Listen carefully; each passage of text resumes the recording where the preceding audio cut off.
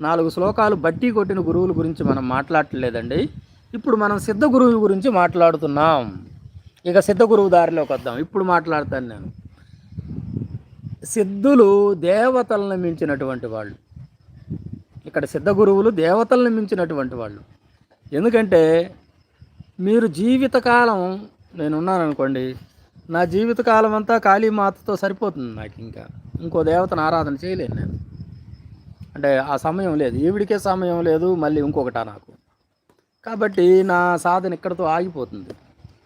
కానీ ఒక సిద్ధ గురువును ఉపాసన చేసేటటువంటి వాడు, ఆ సిద్ధ గురువు మీకు త్వరగానే ప్రసన్నం అవుతాడు. ఆ సిద్ధ గురువు ప్రసన్నమైన తరువాత సిద్ధ గురువుకు మాత్రమే ఉంటుంది ఈ లక్షణం. ఆ సిద్ధ గురువుకి ఆటోమేటిక్గా దేవతలు వశమై ఉంటారు. ఆ సిద్ధ గురువుకి ఎంతమంది దేవతలు వశమయ్యారో ఆ దేవతలంతా మీకు కూడా వశమవుతారు. ఇప్పుడు గోరఖనాథ్ ఉన్నారు, మీరు 12 ఏళ్ళు జాగ్రత్తగా కనుక సాధన